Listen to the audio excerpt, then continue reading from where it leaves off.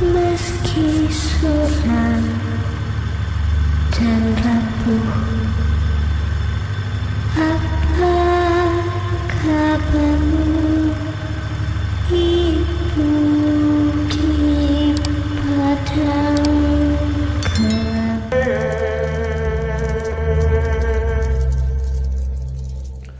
Jadi ini ada cerita, namanya Eko. Dia asalnya dari Probolinggo, Jawa Timur. Dia cerita di sekitar tahun 2005 itu Eko ini duduk di kelas 5 SD lah. Waktu itu yang Eko masih ingat, setiap kali menjelang maghrib itu Eko itu selalu ditakut-takutin oleh sosok yang namanya Mbak Jiwo. Jadi maksudnya ketika dia maghrib belum pulang, ibunya ini selalu bilang, kamu kalau besok lagi maghrib belum pulang, kamu nanti dimakan sama Mbak Jiwo loh. Besok jangan lagi pulang maghrib. Nah, Eko dan teman-teman itu takut dengan sosok Mbak Jiwo. Tapi sebenarnya Eko sendiri nggak tahu menahu tentang siapa sih Mbak Jiwo itu, nggak tahu. Tapi yang dia tahu, dia selalu dapat cerita dari ibunya, dari tetangganya, bahwa sosok Mbak Jiwo ini sosok yang menyeramkan dan sering makan anak-anak. Nah, pada sekitaran Eko pada waktu kuliah itu, Eko ini semakin tahu berita tentang Mbak Jiwo itu, bahwa ternyata di sekitaran tahun 92 pernah ada suatu tragedi yang terjadi di daerah Probolinggo. Jadi ceritanya pada waktu itu di sekitar tahun 92 itu di satu desa di Probolinggo itu ada satu keluarga. Nah, satu keluarga ini punya satu anak perempuan, kita sebut namanya Ida. Ida ini usianya masih 5 tahun, masih anak yang lucu-lucunya, dan setiap kali maghrib Ida ini selalu berangkat ngaji sama teman-temannya ke musola yang letaknya nggak jauh dari situ. Nah, rutinitasnya sehari-hari seperti itu setiap malam. Jadi setelah adzan Isya, setelah sholat Isya, mereka ini pulang, Ida ini pulang dan teman-temannya. Nah, satu malam waktu itu orang tuanya ini benar-benar panik karena Ida ini nggak juga pulang ke rumah. Jadi langsung ibunya itu langsung tanya ke tetangganya yang biasanya anak-anak yang umurnya lebih besar dari Ida itu ditanya, "Loh, Ida kemana?" "Loh, sudah pulang, Bu." "Loh, tadi bareng sama kalian?" "Iya." Nah, orang tuanya panik. Kemudian ibunya ini manggil suaminya, "Pak, Ida ini lo kemana kok belum pulang?" Dilihat ternyata sudah jam 7:30. Ini jelas hal yang aneh sekali karena biasanya jam segitu Ida ini sudah pulang ke rumah dan biasanya ibunya sudah nyiapin makan. Sampai jam 7:30 dicari, tetangga ini mulai keluar. "Kenapa, Mbak? Kenapa?" "Ini loh Ida belum pulang, Ibu." "Loh, sudah dicari ke tetangga?" "Sudah." Sampai jam 8 malam akhirnya keluarga ini, semua tetangga ini keluar bareng-bareng nyari Ida.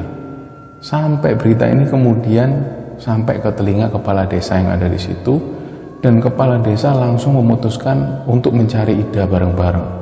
Jadi semua warga kampung itu keluar, termasuk kepala desa ini langsung menyusuri kampung. Dia ini masuk dari musola itu ditelisik lebih dalam, tempat berjalannya Ida dari musola ke rumah itu dicari benar-benar. Mungkin ada sesuatu yang mencurigakan. Sampai sekitar jam 10 malam ternyata belum juga ketemu. Ya, ada juga pikiran dari warga yang pada waktu itu mungkin di gondol wewe gombel atau apa gitu. Tapi coba ditepis, jadi harapan yang seperti itu ditepis oleh kepala desa dan mulai dilakukan pencarian lagi. Sampai di sekitar jam 11 malam, kepala desa itu mencoba jalan ke belakang rumah. Karena umumnya rumah-rumah di desa itu belakangnya selalu ada dapur dan selalu ada, bisa dikatakan, barongan. Jadi seperti ada tumbuh-tumbuhan yang besar, ada pohon-pohon bambu. Disitulah kepala desa ini jalan ke belakang dan nggak sengaja kakinya ini kesenggol satu panci besar yang tergeletak di bawah. Waktu itu kepala desa ini namanya Pak Amir, kita sebut Pak Amir. Jadi kaki Pak Amir itu nyenggol satu panci besar. Nah, begitu dilihat, Pak Amir ini kaget, ternyata ada tangan yang keluar, tangan anak kecil yang keluar. Nah, waktu Pak Amir kaget, ternyata dilihat di sebelah kiri ada sandal anak kecil. Langsung Pak Amir ini manggil orang tuanya Ida. "Pak, sampein ke sini, ke sini." Orang tuanya langsung ke sana. Begitu ngelihat, ini bener sandalnya Ida. Iya Pak, udah ya, tenang. Begitu dibuka ternyata di situ sudah ada potongan tubuh manusia. Dan ternyata mereka yakin kalau ini adalah potongan tubuhnya Ida. Lah yang bikin mengagetkan lagi adalah panci ini ada di rumah tetangganya sendiri. Jaraknya cuma sekitar 15-20 meter lah dari rumah Ida itu tadi. Dan yang lebih mengagetkan lagi adalah sosok yang menempati rumah ini adalah Mbah Jiwo, yang notabene adalah bisa dikatakan masih hubungan nenek lah sama Ida ini tadi. Sontak pada waktu itu orang tua ini, Ida ini kaget, nangis, histeris dan segala macam. Terus kemudian Mbah Jiwo ini langsung diinterogasi oleh warga. Gak lama kemudian dibawa ke kantor polisi. Disitulah Mbah Jiwo ini mulai cerita. Jadi Mbah Jiwo ini usianya sekitar 50 tahunan lebih. Dan beliau itu bilang kalau pada saat itu, di hari itu, Mbah Jiwo itu sore hari dia ini mendengar seperti ada suara yang, kamu harus masak daging anak-anak. Jadi suara ini terngiang-ngiang terus, pengakuan dari Mbah Jiwo itu. Nah, sekitar sore hari menjelang maghrib, suara ini semakin keras. Masak daging anak-anak, dibikin gulai. Suaranya seperti itu. Nah, Mbah Jiwo itu punya pikiran, wah, masak daging anak-anak dimasak gulai. Anak-anak siapa dia cari kan. Nah, sekitar Isya, Mbah Jiwo ini dengar suara itu lagi semakin keras. Kamu habis ini masak gulai atau rawon, dagingnya dari daging anak-anak. Nah, Mbah Jiwo ini semakin gelisah juga. Gelisah, dia bingung, keluar rumah, masuk lagi. Nggak lama kemudian datanglah Ida ini. Nah, Ida ini dipanggil karena Ida ini sering kali main ke rumah Mbah Jiwo. Jadi Ida waktu itu ya namanya anak kecil, dia nggak curiga sama sekali. Dia kemudian datangi Mbah Jiwo. Ya Ida tanya, apa Mbah? Ini Nduk, masuk. Nah, Ida ini diajak masuk ke dalam rumah. Terus kemudian Ida ini ditidurkan di atas tempat tidur. Dan gak lama kemudian Mbah Jiwo ini langsung ngambil pisau terus digorok lehernya. Nah, pada waktu menggorok leher, Ida itu sempat ngomong sesuatu ke Mbah Jiwo. Mbah, kok aku diginiin Mbah, padahal posisinya sudah tergorok. Nah, ketika mendengar Ida seperti itu, ngomong seperti itu, Mbah Jiwo ini langsung seperti kesurupan, langsung dipotong-potong bagian tubuhnya sampai ada sekitar 79 bagian tubuh yang terpotong, dimutilasi, dimasukkan dalam panci. Dan pada waktu itu Mbah Jiwo baru kepikiran, ini dimasak apa enaknya ya, gulai apa rawon ya. Akhirnya Mbah Jiwo taruh di situ, sambil dia mikir diputarlah dari radio musik dangdut, karena Mbah Jiwo ini suka musik dangdut, diputar, kemudian mulailah dimasak. Pada waktu itu Mbah Jiwo memutuskan mau masak gulai. Nah, pada saat masak itulah ketika setelah memanaskan daging anak-anak ini, panci itu tadi digeletakkan di belakang dan sampai akhirnya ditemukan oleh kepala desa itu. Nah, pada saat itu semua warga kampung ini gempar. Tapi beberapa orang sudah tahu kalau Mbah Jiwo ini memang punya gangguan kejiwaan. Hal itu dialami ketika Mbah Jiwo ketika itu kehilangan kakak perempuannya, kakaknya meninggal. Pada saat itulah Mbah Jiwo ini seringkali mengalami satu gangguan jiwa. Jadi seringkali pengakuan dari warga, kadang-kadang warga yang lewat di depan rumah Mbah Jiwo itu kadang-kadang dilempar sesuatu, kadang dipukul sesuatu oleh sapu. Jadi kalau kita tahu sapu kerik itu sapu yang digunakan untuk menyapu halaman, biasanya beliau itu nyapu di depan halaman, dan kadang kalau ada orang yang lewat, dia ini selalu ngejar orang tersebut dan coba untuk mukul. Nah, beberapa warga ini tahu tentang keanehan dari Mbah Jiwo itu. Nah, ketika kejadian itu terjadi, orang tua dari Ida ini benar-benar dia ini ya sedih, terus kecewa. Kenapa kok sampai anakku itu meninggal dengan cara seperti ini? Apalagi notabene ini masih bisa dikatakan nenek dari Ida itu tadi. Nah, setelah kejadian itu kemudian ya proses hukum berjalan, sampai kemudian ketika ada anak kecil di sekitar sana yang maghrib nggak juga pulang, selalu ditakut-takutin dengan sosok Mbah Jiwo. Lang pulang kamu, nanti dimakan Mbah Jiwo lah. Anak-anak kecil ini takut, termasuk si Eko ini. Jadi Eko itu juga terkenal penakut di kalangan teman-temannya pada waktu kecil. Nah akhirnya ketika Eko dewasa, ketika Eko kuliah di Surabaya, waktu itu ketika liburan kuliah, Eko ini pulang kembali ke Probolinggo dan ketemu dengan teman-temannya, yang notabene teman-temannya sudah besar semua. Waktu itu mereka nongkrong di pos kamling, cerita-cerita lah mereka. Kok kamu ingat nggak kok, dulu tiap kali kamu ditakutin ada Mbah Jiwo, kamu selalu nangis, kamu lari pulang. Lah Eko itu cuman senyum-senyum malu gitu. Yoyolah namanya anak-anak lah. Alah kamu sekarang berani ndak ke makamnya Mbah Jiwo? Ayo kita bikin penelusuran, kita bikin kayak di YouTube itu. Yo berani lah Eko bilang gitu kan. Akhirnya malam itu ada 5 orang termasuk Eko.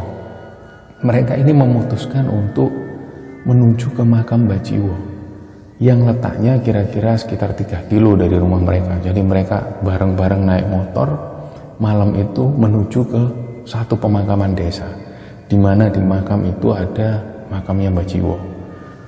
Jadi begitu sampai di sekitar jam 11 malam, suasana desa ini sudah sepi sekali.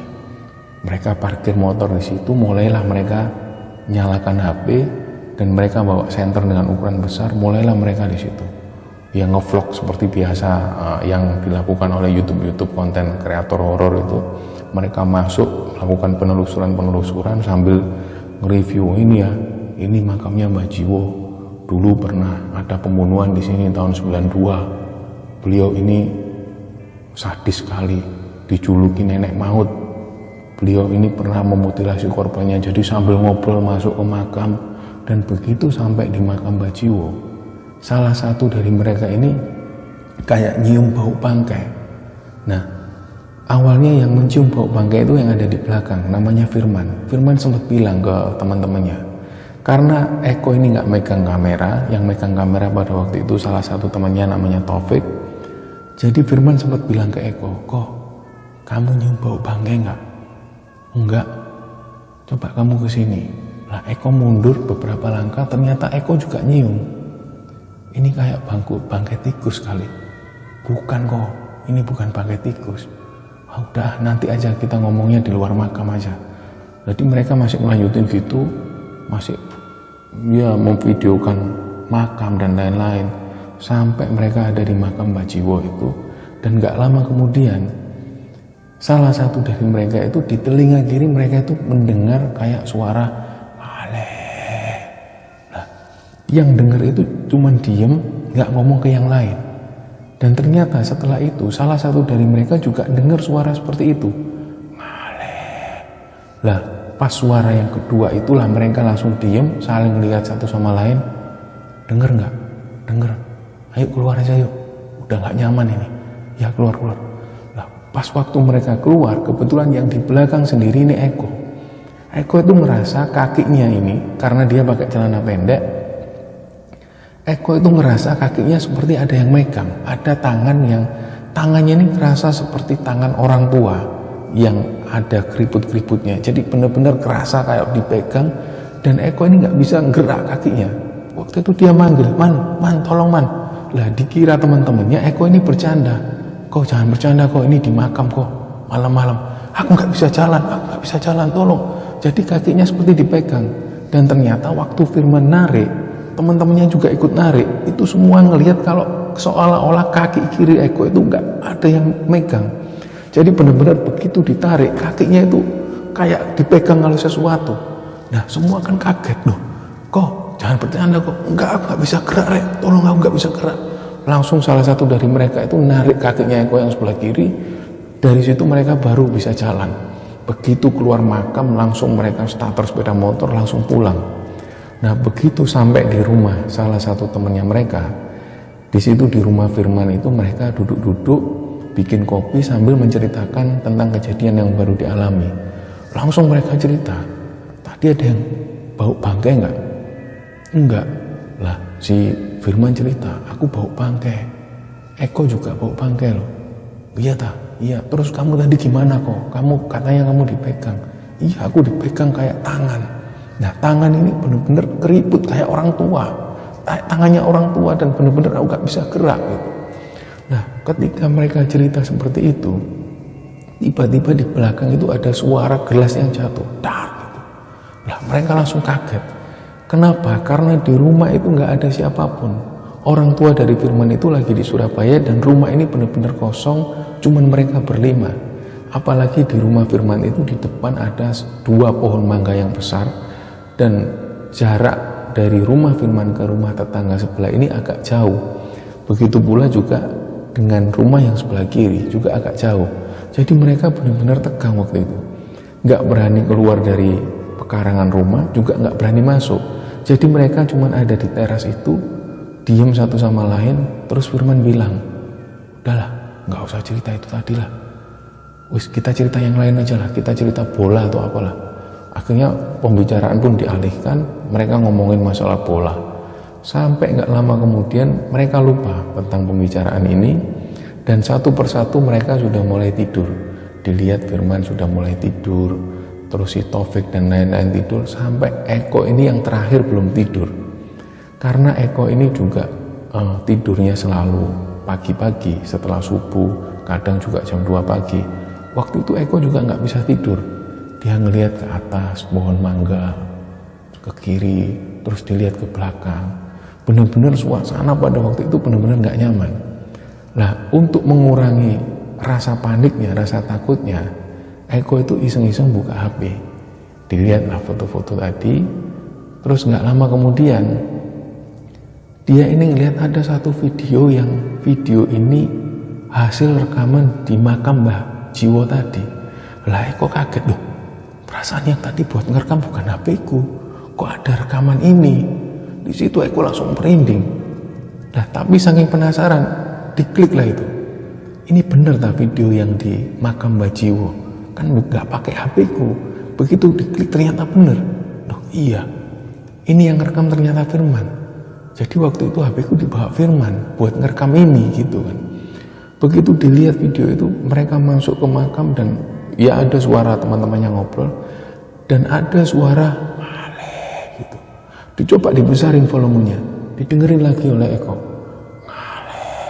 Lah, penasaran Eko. Wih, ini suaranya beneran kerekam. Terus dimasukin lah headset, didengarkan secara detail sama Eko, dibesarin volumenya. Ternyata didengerin lagi, bener-bener ada suara dari sebelah kiri. Jadi ngale itu artinya pergi gitu. Suara ini keras, diputer lagi. Eko coba bangunin temannya, man, bangun man.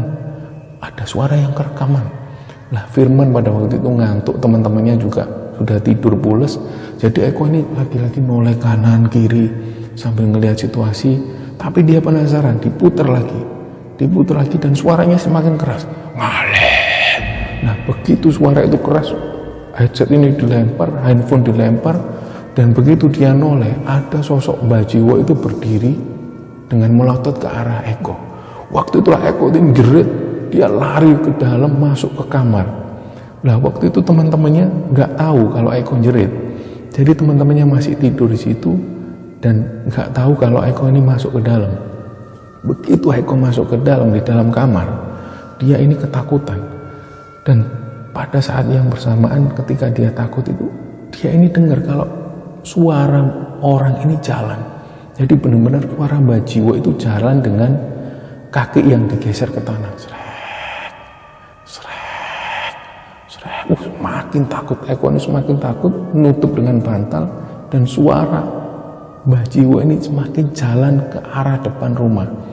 Tapi waktu itu Eko nggak berani ngintip.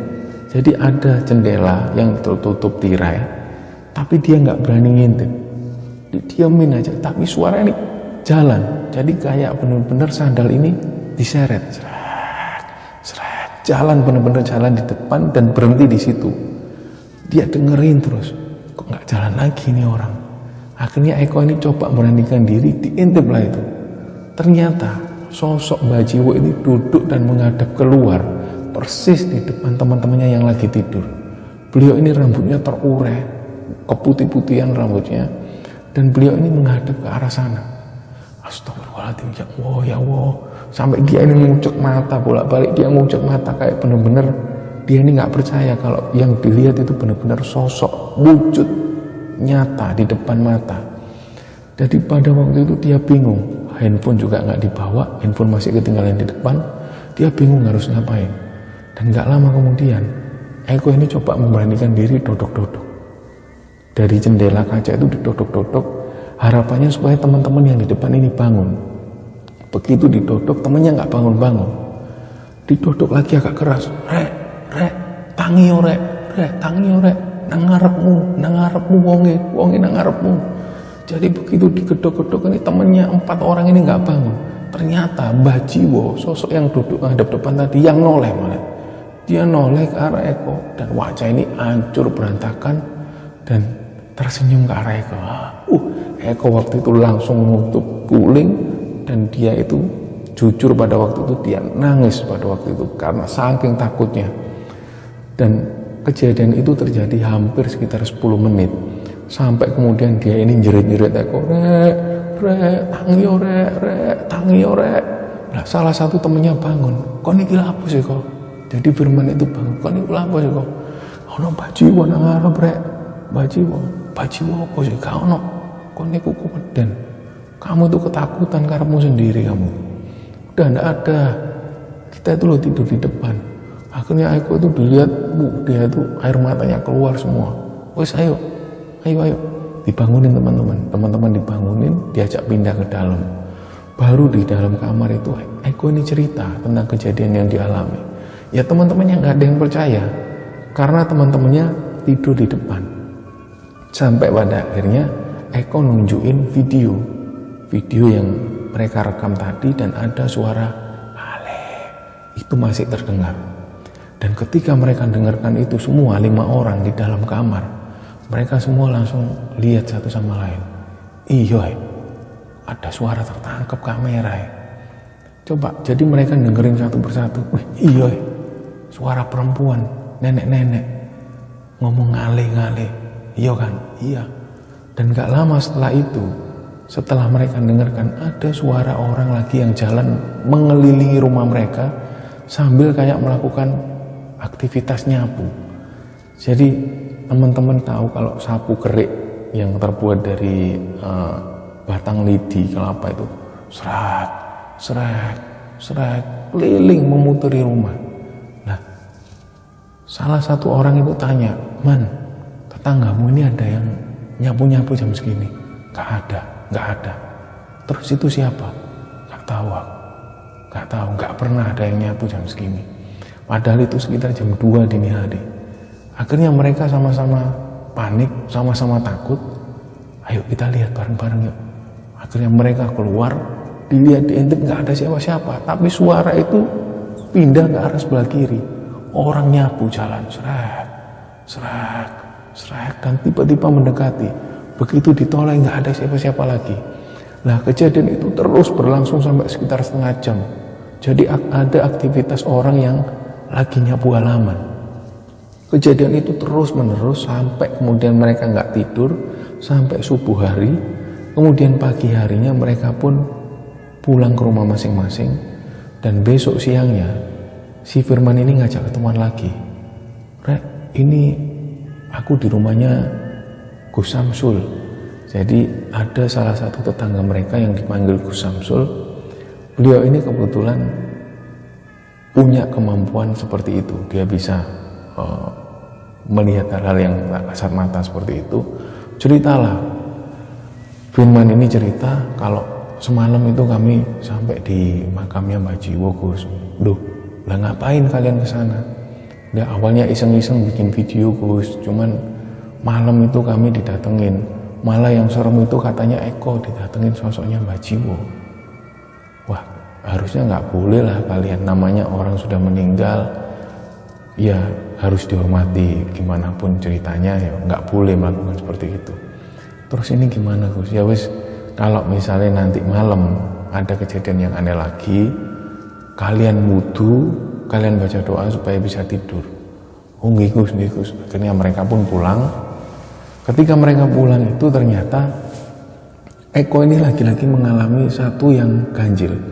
Jadi dalam mimpinya, dia itu seperti duduk-duduk di teras depan rumah.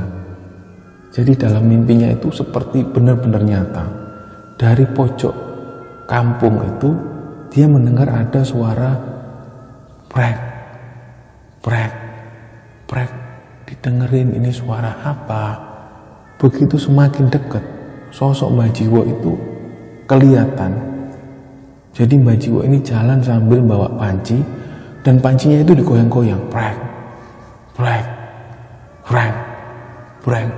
Lah Eko itu terus ngeliatin, duh, ini kan Mbah Jiwo, kok jalan-jalan di depan rumahku. Lah sosok Mbah Jiwo ini jalan-jalan semakin masuk ke pekarangnya Eko. Eko kaget, loh kok masuk rumahku. Jadi semakin dekat, brang, brang, brang. Begitu persis di depannya Eko, dilempar. Barang yang ada di dalam panci ini dilempar, dan ternyata yang dilempar itu potongan-potongan tulang manusia. Ada tangan, ada kaki, dan. Wah, waktu itu Eko langsung kaget. Dia jerit. Begitu Eko jerit, dia ini dibangunin oleh orang tuanya. Kamu ini kenapa? Aku baru ketakutan, ditakutin sosok Mbah Jiwo, Ibu. Wah, kamu itu makanya kamu jangan aneh-aneh. Aku itu dilaporin sama orang-orang, katanya kamu habis dari makamnya Mbah Jiwo. Iya Bu, aku kapok Bu. Ya wis, sekarang kamu sana, wudu sana, baca doa dulu. Dia wudu, begitu wudu itu ternyata pas dalam posisi wudu, Eko itu dengar ada suara yang seperti dinding ini digaruk-garuk. Wah, posisi udah gak enak. Nah, dia ngelanjutin wudunya, dan gak lama kemudian Eko ini bau bangkai, dan bau itu persis seperti bau yang dia alami pada waktu ada di makamnya Mbah Jiwo.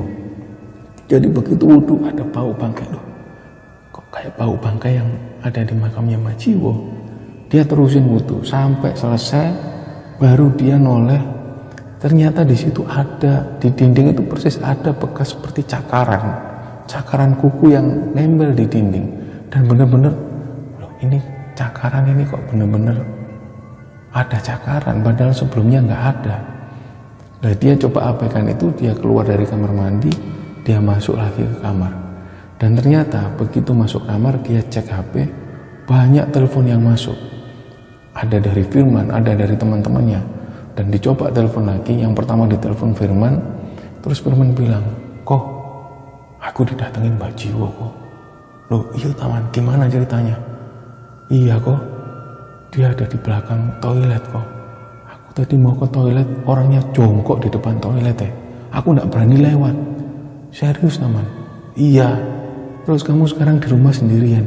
Iya, orang tuaku masih di Surabaya. Itu aku lihat orangnya masih di belakang. Orangnya jongkok ngeliat aku. Jadi ternyata yang diceritain Firman itu waktu itu mau ke toilet malam-malam. Ternyata ada sosok Mbah Jiwo itu jongkok di bawah sambil ngeliat ke arah atas. Lah, Firman yang waktu itu mau ke toilet, dia takut balik lagi ke kamar. Nah, ternyata teror itu semua dialami oleh 5 orang yang pernah ke makam Mbah Jiwo itu. Sampai pada akhirnya besok harinya dia kembali ke Gus Samsul tadi, dia bilang kalau Gus semua ini ditakutin ya Gus sama sosok ini. Ya wis, yang jelas itu bukan sosok Mbah Jiwo. Itu pasti perbuatan ada jin jahat yang sengaja menampakkan wujudnya seperti itu. Udah gini aja, nanti malam kita melean. Kalau memang sosok itu datang, nanti biar aku yang ngurusi. Jadi mereka pun melean. Di samping ada Gus Samsul, ada 5 orang itu juga ada 2 orang teman dari mereka juga. Jadi total ada 8 orang duduk-duduk di depan rumah Firman. Mereka duduk santai ngopi, ngobrol sampai sekitar jam 1 dini hari, nggak ada kejadian apapun. Sampai sekitar jam 1:30 ada suara seperti gerang, perang. Mereka berhenti. Terus tanya salah satu dari mereka, itu apa Man? Gak tahu. Itu apa mungkin orang jualan tahu tek atau apa? Ya enggak lah, jam segini nggak mungkin. Nah, suara ini semakin keras, prang, prang. Lah Eko itu diam aja. Kamu kenapa kok diem kok? Enggak, ini persis sama kayak mimpiku. Loh, memangnya mimpimu gimana? Aku itu ngimpi ada sosok Mbah Jiwo itu datang sambil bawa panci ini digoyang-goyang dan suaranya persis kayak gini. Jadi suara ini dari kejauhan, prang. Nah, Eko waktu cerita seperti itu, semua itu dengerin. Terus gimana kok? Ya tiba-tiba yang bawa itu Mbah Jiwo, terus dilemparlah panci itu, isinya tulang belulang manusia semua. Loh, ini suara apa? Katanya Gus Samsul, udah kalian tenang aja lah, tak cari suara itu. Gus Samsul ini keluar dari pekarangan rumah, dia menuju ke arah pojok kampung. Gak lama kemudian Gus Samsul ini balik, terus bilang, udah, sekarang kita doa bareng-bareng. Kalau kalian merasa ada kesalahan yang pernah kalian lakukan di makam tadi, kalian jujur dari sekarang, jangan ada yang disembunyikan. Firman ini tanya, maksudnya gimana Gus? Nggak, kalian yang kapan hari masuk ke makam itu, dari kalian itu salah satu ada yang melakukan sesuatu, kalian jujur siapa? Akhirnya saling noleh sama satu sama lain kan, siapa rek melakukan apa gitu. Akhirnya ngomonglah satu orang ini, satu orang temennya Taufik namanya, dia bilang, iya Gus, aku minta maaf rek, aku di situ sempat nancapkan sesuatu. Nancapkan apa? Ya, aku itu sebenarnya bawa satu gaman dari kakekku. Jadi pengakuan dari satu temannya namanya Taufik itu, dia bawa satu pusaka peninggalan dari kakeknya. Jadi dibawa ke makam tersebut dan sengaja ditancapkan di makam itu sambil dia bilang, siapa yang menunggu sini, siapapun penunggu di sini yang paling jahat, kalau memang kamu ada, kamu berani, tampakkan dirimu, sambil ditancapkan seperti itu. Itulah yang bikin mereka akhirnya diteror oleh sosok yang mirip sekali dengan Mbah Jiwo. Akhirnya ketika mendengar penjelasan dari Taufik itu tadi, akhirnya Gus Samsul, itu apa? Makanya kan tak bilang, ya wis, sekarang siapa yang mau ikut aku ke makam? Wah, gak ada yang berani Gus. Nah, dua orang temennya ini ada yang berani. Saya Gus tak temenin. Ya wis, ayo dicabut aja, terutama kamu Pik, kamu yang nancepin itu, ayo ikutlah. Nah, begitu mereka mau berangkat, yang tertinggal di situ bilang lagi, Gus, saya ikut aja Gus, daripada sendirian. Ya udah, ayo ikut semua menuju ke makam. Begitu sampai makam, ditanya, kamu nancepin ini di mana? Di situ Gus, di sebelah pohon. Begitu dilihat ternyata ada barang itu yang nancep. Begitu diambil, kemudian mereka berdoa, diperintah oleh Gus Samsul, mereka berdoa dan kirim Al-Fatihah ke penghuni kubur di situ. Setelah itu mereka balik. Begitu mereka keluar, ternyata ada suara lagi yang mereka dengar, terutama si Eko, dia dengar suara ngaleh. Waktu itu Eko ini sempat bilang lagi ke Firman, Man, ada suara lagi Man. Iya, aku juga dengar. Ternyata temannya bilang lagi, iya aku juga dengar. Lah, Gus Samsul juga bilang, iya biasa itu pamit dia. Udahlah, ayo kita keluar. Begitu keluar makam, Gus Samsul bilang ke teman-temannya, ke anak-anak itu, jangan lupa nanti sepulang dari sini kalian wudu, baca doa kalau mau tidur, ya, supaya nggak ada yang ikut. Oke Gus, mereka pun pulang. Nah, ternyata setelah kejadian itu, alhamdulillah nggak ada lagi hal-hal yang aneh atau hal-hal yang ganjil. Jadi setelah kejadian itu pun, mereka ini nggak mau lagi mengulangi hal-hal konyol yang seperti dilakukan kapan itu. Nah, pengalaman inilah yang kemudian diceritakan oleh Eko, dan kejadian di tahun 92 yang dilakukan oleh Mbah Jiwo itu bisa kita jadikan pelajaran bahwa ternyata banyak sekali kasus-kasus pembunuhan, kasus-kasus mutilasi yang dilakukan oleh orang-orang yang kadang-kadang mereka sendiri juga nggak mengalami gangguan apapun. Kadang ada orang normal yang melakukan itu dengan alasan dendam, dengan alasan hutang piutang dan lain-lain. Tapi yang dialami oleh Mbah Jiwo ini pengakuan dari orang-orang sekitar bahwa memang Mbah Jiwo ini mengalami gangguan kejiwaan sejak beliau itu ditinggal oleh kakak perempuannya. Semoga kisah ini bisa diambil pelajaran, bisa diambil hikmah oleh teman-teman semua. Mohon maaf kalau ada salah-salah kata. Terima kasih. Wassalamualaikum warahmatullahi wabarakatuh.